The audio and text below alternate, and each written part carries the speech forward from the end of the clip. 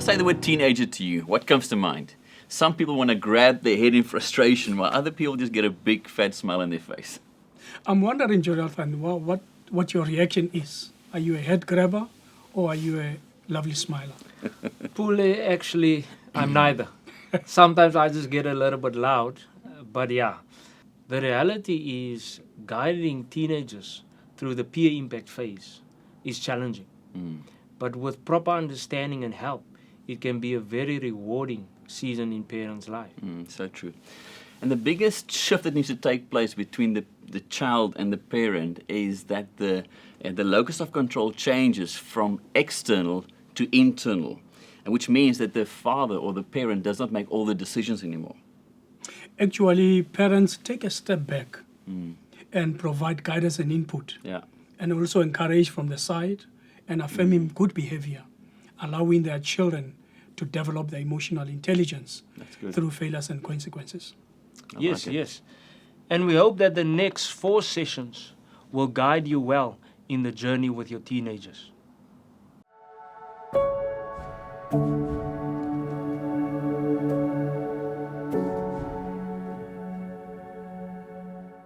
So these are the years that the child finds itself in the ages between 12 and 18.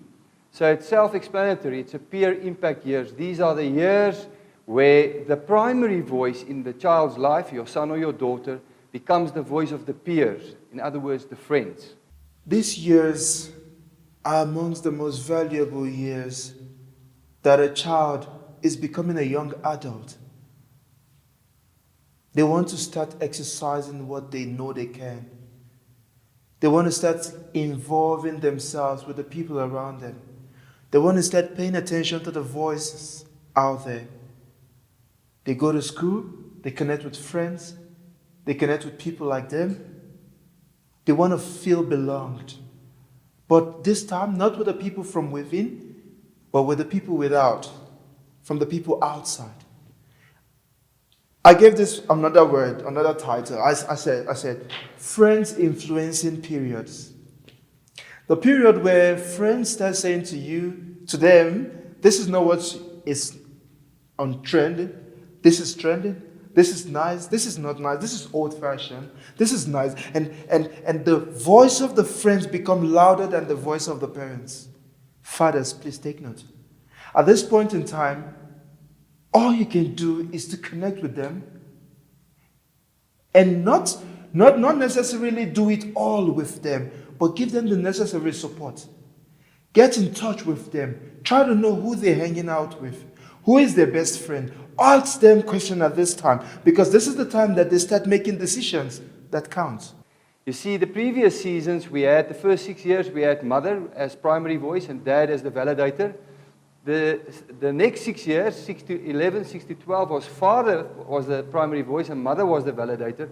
But then from 12 to 18, we have to realize, parents, dads, that the primary voice is now the voice of the friends and not that of the parents.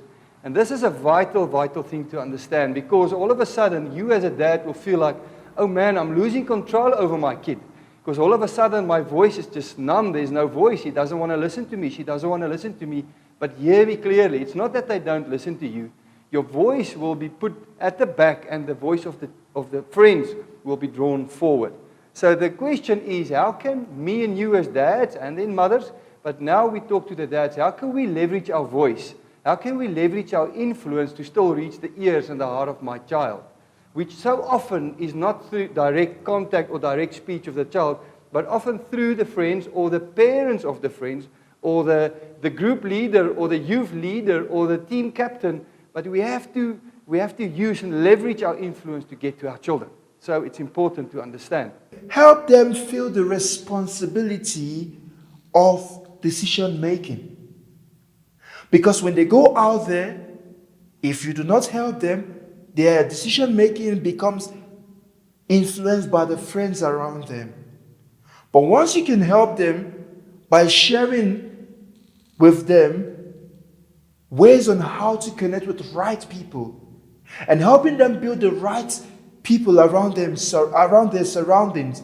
And once they're surrounded by the right people, their decision making is now influenced by the right people. Another thing is allow them connect freely with members of their peers.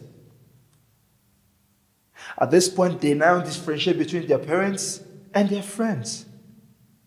They spend more time with their friends and not their parents, and sometimes because the father goes to work, he comes back, and sometimes he's tired. But the friends are always there at school, are always there in the house, are always there in the veranda, on the street, in their zone. It's the zone connecting period. At this point, fathers need to start asking the right questions. Important matter. In years 1 to 12, you have to realize this. The locus of control, in other words, the control center of the child, the understanding, the decision making, is an external locus of control, which means the father and the mother actually has the control over this control center. Because mother and father say so, the child will do this. So the mother and father predominantly makes the decisions for the child in the first 2 years. So locus of control, external. But as they go from father voice into peer voice, our job as parents is to realize that the locus of control now needs to change from external to internal, meaning you as a dad need to facilitate whatever you have and use whatever you can to get your child to this place where the internal decision making becomes strong. In other words, I have to empower my child from this day, from years 12 to 18, not to depend only on the decisions of mother and father, but rather lean back into self. And obviously we're surrounded by friends and by the influence of the Holy Spirit, but making the decisions ourselves or the children themselves. So this is the role of the father. So what you have to focus on is what can I do? What should I entertain so that more responsibility can be on that of my child's shoulders and not on that of mine, because I need to take a little bit more responsibility, make decisions in connection with that responsibility, and then learn how to live and direct their behavior. So a few things that we have to realize from ages 12 to 18 that is very important. First of all, we call it the peer group initiation. So from 12 to 13, this is the time where your child will either be grade 7 or move from primary school to secondary school, or in our country, high school. So we need to get this child ready to be initiated into and released into the peer group. So we like to market or promote 2 ceremonies. The first one we do at the ages 12 to 13, and then again we do the same type of thing at the age of 21. So what this is it's a ceremony that you do with your child to make your child understand that you now realize and you recognize that your child is moving from being a child into becoming a young adult. Not being adult, becoming a young adult. So we do a ceremony where we do quite a few things that the child will really understand. They are now growing, they are moving ahead, but also to re-embrace the value system so that my child can be safe as my child goes forward.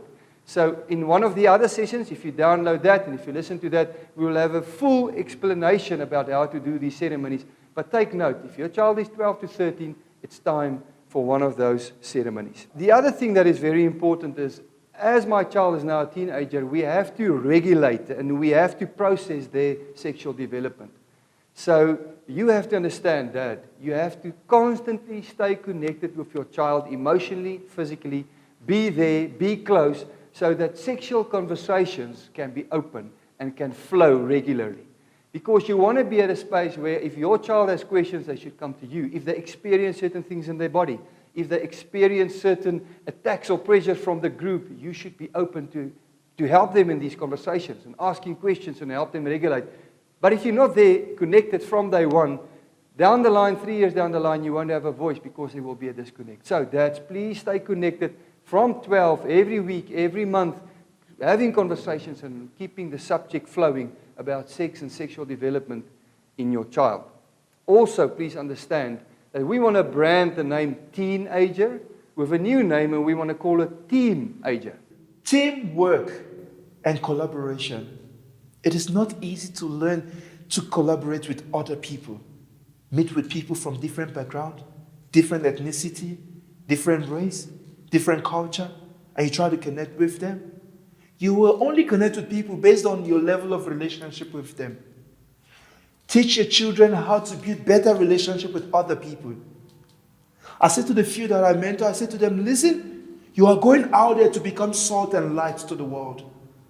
Understand, these are your value systems. Never compromise yourself for money, power, or access to sex. These are what you stand for. This is your role in the community. When you step out there, you become the light.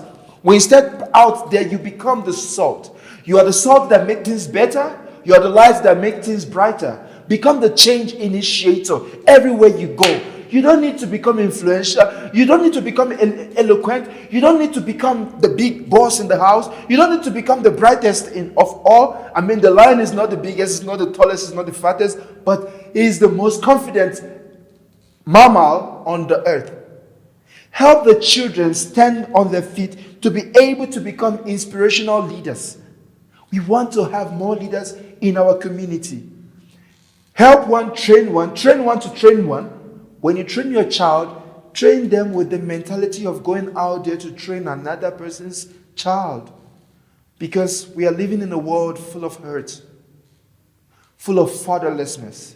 When the children go out there, let other children go back home and say to their parents, I met somebody's child that taught me how to become significant. And that is the word. They want to feel that they're a good team player. They want to feel that they can empower teammates. They want to feel that they have a role to play to really grow their mates and also be grown by their mates. They want to know that they are loyal, good friends. So, Dad, your work is to affirm, to encourage, and to entertain conversations with your child so that your child will understand that he or she has a value in the group and they shouldn't be isolated, they can play a role. We also have to have conversations with our teenagers about emotional intelligence. So just to summarize it quickly, emotional intelligence is all about self-awareness.